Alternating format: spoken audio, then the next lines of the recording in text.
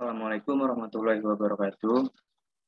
Kami dari kelompok 6 kelas B Teknik Pertambangan Angkatan 2020 ingin mempresentasikan atau menjelaskan PPT dengan judul penerapan seismik untuk mengidentifikasi suatu batuan dalam program studi praktikum fisika.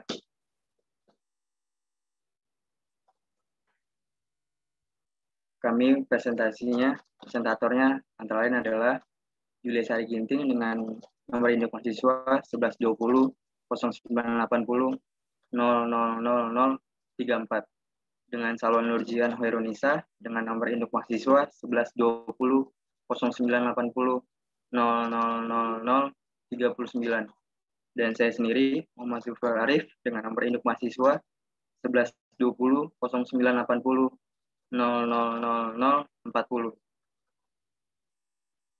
Selanjutnya, presentasi selanjutnya akan dibawakan oleh saudara presentator lainnya. Dipersilakan. Yang pertama, kita masuk ke prinsip dasar geofisika.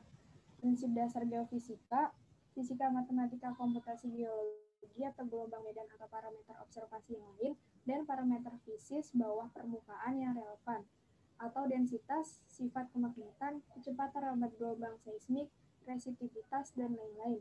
Metode-metode geofisika yang cukup dikenal antara lain ada gravitasi, magnetik, seismik refraksi dan refleksi, geolistrik, elektromagnetik, dan sebagainya. Selain itu, dikenal juga di bidang kajian yang memanfaatkan metode-metode geofisika serta prinsip fisika lainnya untuk objek yang lebih spesifik.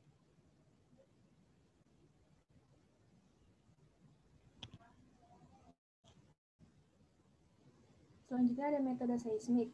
Metode seismik adalah salah satu metode geofisika yang termasuk dalam metode geofisika aktif yang digunakan untuk menginterpretasi kondisi bawah permukaan berdasarkan sifat penjalaran gelombang yang dilalui pada suatu medium di bawah permukaan.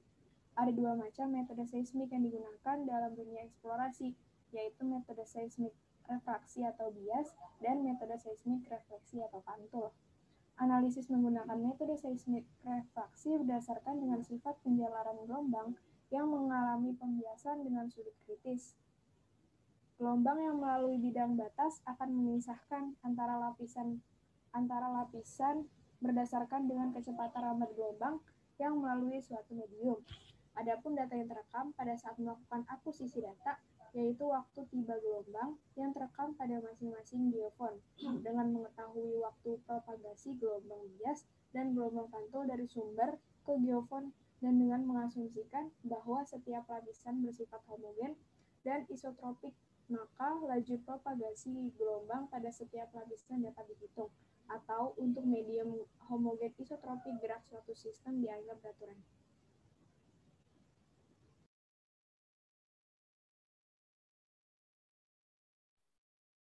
Metode seismik refraksi. Metode seismik refraksi merupakan teknik umum yang digunakan dalam survei geofisika untuk menentukan kedalaman batuan dasar, litologi batuan dasar atau bedrock, sesar, dan kekerasan batuan. Berdasarkan penelitian sebelumnya bahwa besarnya cepat rambat gelombang P atau longitudinal dan lapisan batuan dipengaruhi oleh elastisitas dan densitas batuan.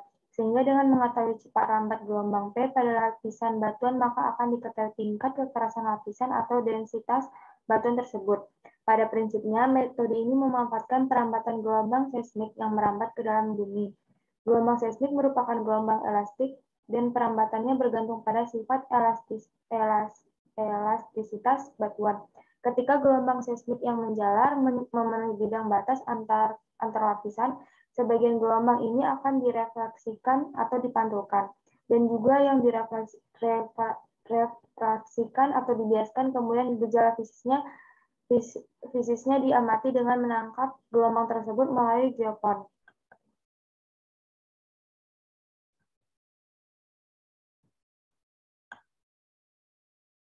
Menurut hukum Snellius menjelaskan hubungan antara sinus sudut datang dan sudut bias terhadap kecepatan gelombang dalam medium. azas Fermat yang menyatakan dalam penjalaran gelombang dari satu titik ke titik selanjutnya yang melewati suatu medium tertentu akan mencari suatu lintasan dengan waktu tempuh yang paling sedikit. Sedangkan untuk hukum Huygens menyatakan bahwa suatu gelombang yang melewati suatu titik akan membuat titik tersebut menjadi sumber gelombang baru dan akan begitu seterusnya.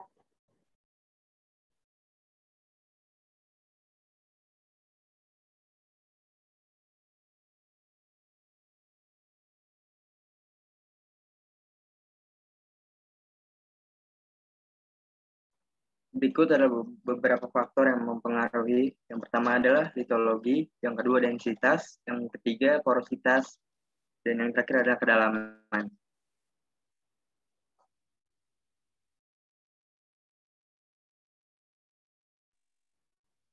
Baik, sekian dari pemaparan materi atau PPT dari kelompok kami. Kurang dan lebihnya mohon dimaafkan. Wassalamualaikum warahmatullahi wabarakatuh.